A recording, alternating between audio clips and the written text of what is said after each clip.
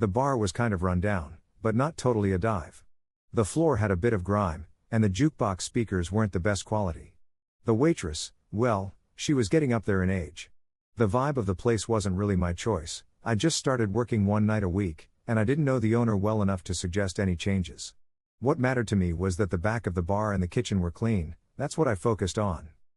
The slightly shabby nature of the bar made the woman who walked in stand out a bit. She seemed too put together for the place, with freshly washed hair that wasn't styled too stiffly. Her hair was a light brown, which was noticeable, too. Most women here, all three of them, either had bottle blonde hair or it looked like they had dipped their heads in black shoe polish. Her clothes weren't flashy, just a knee-length black skirt, a simple pink blouse, and low-heeled shoes. She was probably around 35, maybe. If she'd been through a lot in life, she'd done it from the comfort of a nice car. She'd have looked totally out of place if it weren't for the look on her face. She had that defeated look, like a dog that had been kicked one too many times. Her eyes scanned the bar, resting on each man for a few seconds before moving to the next. The one man she didn't look at was the one in the blue denim jacket at the far end of the bar. She didn't look at me either, but then again, that's typical for a bartender. Most people don't pay much attention to me unless they want a drink.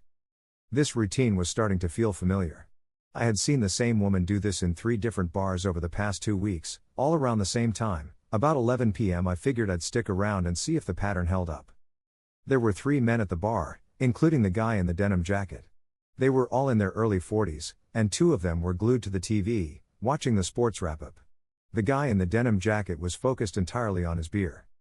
The woman walked up to the bar and sat next to the closest man, on his right. She could have chosen a stool by herself, but she didn't. There's a mirror behind the bar, and she stared at her reflection for a minute or two.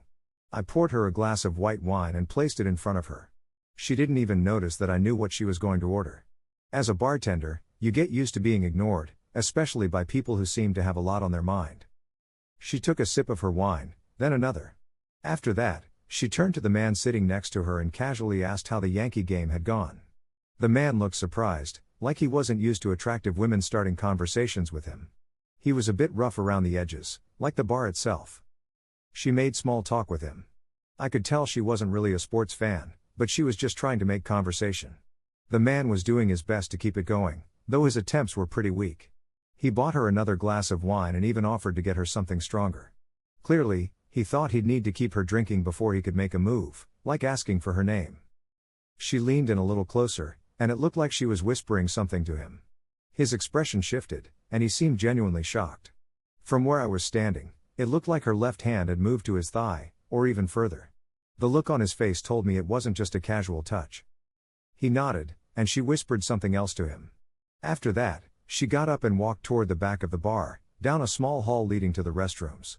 There was a poorly lit alcove with a payphone back there. He hesitated for about 10 seconds, then followed her. I served another beer to the guy in the denim jacket and made change for a customer wanting coins for the jukebox. The waitress took an order from a couple at a table. A couple of people left the bar, but no one came in. No one walked toward the back, either. They stayed back there for about 15 minutes. When the woman returned, she finished the last of her wine in a quick gulp. She dropped a $20 bill on the bar and walked out, looking even more worn out than she had when she came in. The man took his time before returning to the bar. It was obvious, he had that swagger, like a man who thought he had succeeded. He missed a step when he realized the woman was gone. Maybe he thought his luck was still running. He sat back down, stared at the TV for a while, and then tipped me generously as he left, giving me a wink like he was some big shot. What a joke.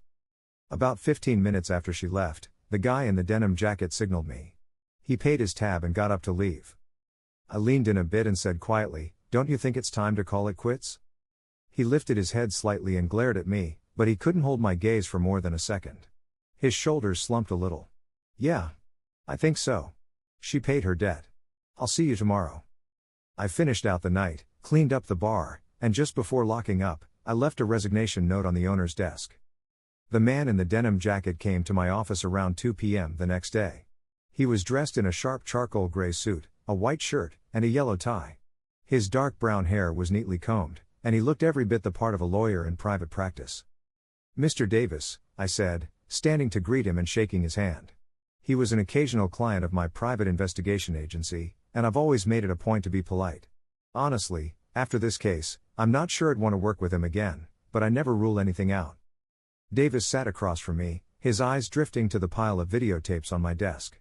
Alongside them were a written report and an invoice for my services and expenses. You can get rid of those tapes. I don't even want to look at them, Davis said. I met his gaze seriously. Let me give you a bit of advice. Destroy them yourself. Don't just erase them. Take the tapes out of the cases, shred them, burn them, physically destroy them. Don't trust me or anyone else to do it. Because if you ever see someone on the internet who even remotely resembles your wife, you'll be coming after me asking what happened to the tape. He shrugged, and I continued. You know me, you know my reputation. We've worked together before.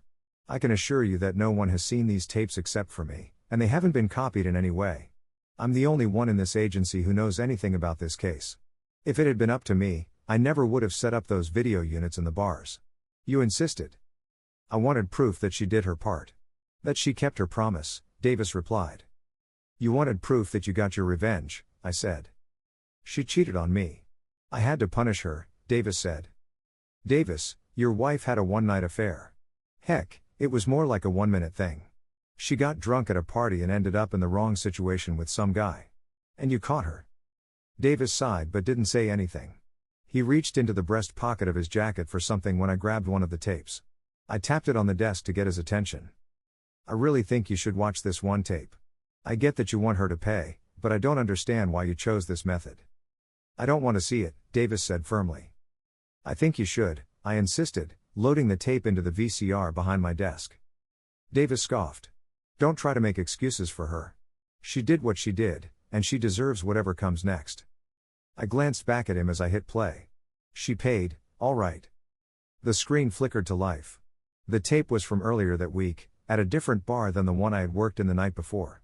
Even though I was bartending at 3 places, I couldn't make it to this one, so the video had been shot when I wasn't around.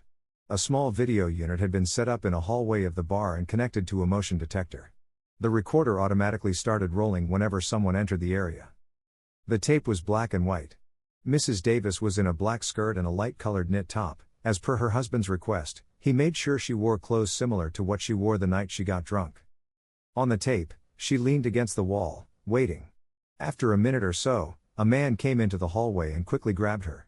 He looked to be in his late 30s or early 40s, with a rough, construction worker type of appearance. Hey, baby, you ready to do this? He slurred, sounding a little tipsy, or maybe just eager. Mrs. Davis didn't respond. She slowly sank to her knees as the man unzipped his pants and exposed himself. She leaned forward and immediately took him in her mouth. Take it, bitch. Suck that, the man grunted. You know what I like? A woman like you knows how to do it. Wish my wife would do this. The camera only showed the back of Mrs. Davis's head, which was moving back and forth. She didn't speak or make any sound, at least, nothing that the microphone picked up. The man did all the talking. Suck me. Use your tongue. Suck me like you're supposed to, he demanded. Her head kept moving mechanically, and he guided her with his hands on her head, pressing her closer to him. She placed her hands on his hips, trying to slow him down, but he didn't notice. She started to make choking sounds. I turned to Davis. Your wife is choking. She's trying to stop him, but he's not letting up. Davis's gaze was locked on the screen.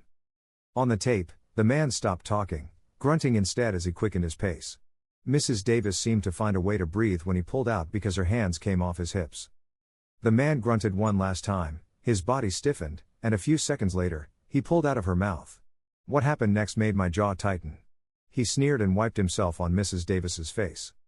Thanks for that, he said. Should I send my buddy back here? Mrs. Davis shuddered and quietly said no. The man shrugged, zipped up, and swaggered back out to the bar. Davis spoke again. I don't know why you're making me watch this. I told her she had to do this with 10 strangers, or I'd leave her and take the kids. I knew exactly what she did. I watched it happen at those bars every time. Just keep watching, I said. The tape kept rolling. The moment the man was out of sight, Mrs. Davis slumped against the wall, still on her knees. I could see her shoulders trembling, and soon, her sobs filled the silence. She stayed like that for 2 or 3 minutes, then stood up, fixed her skirt, and went down the hall to the women's room. 5 minutes later, she passed by the camera again, her hair brushed, her skirt straightened, and walked back out to the bar. I stopped the video. Davis sat there, His lips pressed together. He seemed to be staring at a corner of my desk, lost in thought. "Mr. Davis, you caught your wife in a compromising situation. You're not the first, and you won't be the last.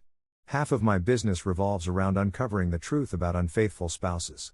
But you went beyond just knowing the facts. You wanted her to pay for what she did, and you hired me to make sure that happened. I chose the bars and set up the video equipment. I also made sure to be around most of the past few nights in case things got out of hand. I didn't want to take it this far," I said to him. "You came to me after you saw your wife in a vulnerable position. You asked me to look into her past actions, and I did. From everything I've uncovered, and you know that I'm the best private investigator in this state, your wife has never been unfaithful to you except for that one time." "One time was enough," Davis replied. "I don't plan on divorcing her. She's been a great mother to my kids, and we loved each other." He paused for a moment. "I just wanted her to realize what she was, what she had done." I sighed. "You've said that before, and it doesn't make much sense to me now, either. But there's something else that's come up in my investigation. Your wife has allergies, right?" Davis looked up at me. "Yes, but what does that have to do with anything? Have you ever seen her drunk? I mean, so drunk that she would do something like commit adultery?" I asked. Davis shook his head. "Your wife might have been the victim of a drug interaction. While I was looking into her, I found out she started a new allergy medication a few weeks ago. It's a new drug that's just been released. It was part of my investigation into her recent activities. I didn't think much of it at the time, but I mentioned it to a friend who's a pharmacist. She told me that there have been reports of this new allergy drug interacting with alcohol in a way that seriously impairs judgment. One drink while on this medication can make someone feel like they've had 6 or 7 shots, they lose all control." Davis's face turned paler. "So, based on one incident, you decided your wife was a slut who needed to pay for what she did. And you forced her to be something worse. But you know what's strange about all of this?" I said. Davis glanced up at me. "What?" "The strangest part is that she did it. She followed your instructions exactly to avoid losing you, to keep her family. She's never looked at another man twice, except that one time she lost control because of the medication and alcohol. That was the only time." Davis wiped his forehead. His face was still ashen. "I'm going home now. My wife has been begging me to go to counseling with her to save our marriage. I should never have been so hard on her." He looked at me, his voice softening. "When I caught her, it broke my heart. I didn't listen to her, and maybe if I had, I would have realized that she wasn't herself in that moment." I nodded. "I think you broke her heart too. I just hope you didn't break her spirit." As I started gathering the videos to put them into a shopping bag, Davis grabbed my invoice from my desk. He glanced at the document and reached for his checkbook, but then he paused. "This invoice only covers the cost of the surveillance systems," he said. "What about your time?" I looked him in the eye. "I got paid for my shifts as a bartender. That money has been donated to a shelter for abused children. I won't take any money from you for this. You made your wife degrade herself for a week. If I accepted any payment from you for that, it would make her worse than she already is. You may have wanted to do that to her, but I won't."